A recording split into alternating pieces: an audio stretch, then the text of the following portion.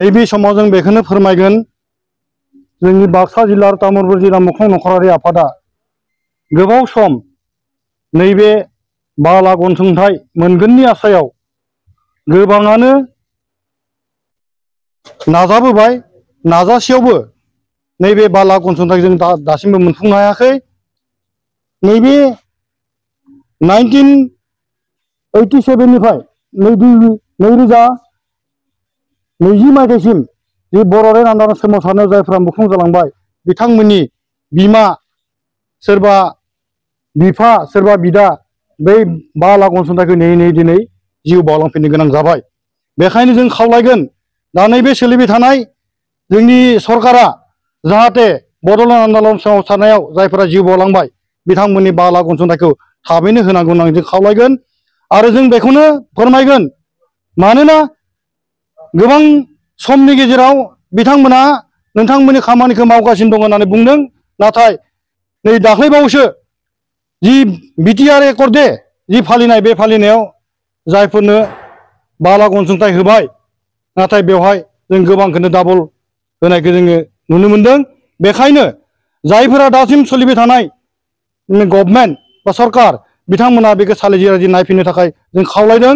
नङाब्ला जों माने गुबुन राहा लानो थाखाय जोंनि बाक्सा आरो तामुलपुर जिल्ला मुंख्लं नखरारि आफादा मोनसे थांखि लाबाय। बेखौनो जों फोरमायगोन फैबाय थानाय जि बिटिसि इलेक्सन बै बिटिसि इलेक्सनाव जोङो माने नैबे बाला अनसुंथाइखौ जोङो जे होआ अब्लानो जोङो गुबुन लामा लानो गोनां जागोन बेखौनो जों फोरमायदों। आरो तामुलपुराव गासै बेसेबांसो मुंख्लं नखरारि दंबावो? जोंहा बाक्सा आरो तामुलपुर जिल्ला हिसाबै 909 नखरा दा नैबे अनसुंथाइखौ मोननो थाखाय आद्रा दोङो। बेवहाय जोङो नोंथांमोननिफ्राय मिथिनो मोनदों खायफाया डाबल मोनदों होननानै बुंदों, माबोरै बिदि जाथावगा होननानै नोंथाङा सानदों? बे बाथ्राखौथ' जों गोबां बार सावरायबाय। सावरायनायनि गेजेरजों बिथांमोना सालिजारि नायगोन होननानै बुंदों।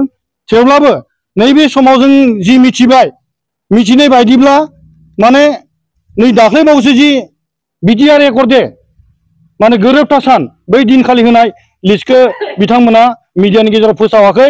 सोर होनानै माने आगोलनि जि लिस्ट बे लिस्टखौनो बिथांमोना लाफिननानै नैबे दा बाला अनसुंथाइखौ होनानै गोबां नखरानो माने डाबल मोनबाय होननानै जों मिथिबाय।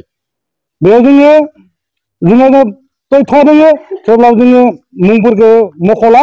ओंखायनो नैबे थांनाय जि बिटिआर एकर्ड दे बै दिनखालि राननाय जि लिस्ट बे लिस्टखौ माने फोसावना होयो आरो जायफोरा माने डाबल मोनलांबाय बिथांमोननि जि मोननाय रांखौ बिथांमोना मा खालाम बिथांमोननि खामानि। थेवब्लाबो जों खावलायगोन जाहाथे फैबाय थानाय बिटिसि इलेक्सननि सिगां जुदि जोंनि बे बाक्सा तामुलपुर जिल्लानि 909 नखरा जुदि बाला अनसुंथाइखौ मोनाब्ला जों माने गुबुन राहा लासिगोन होननानै जों फोरमायखाबाय।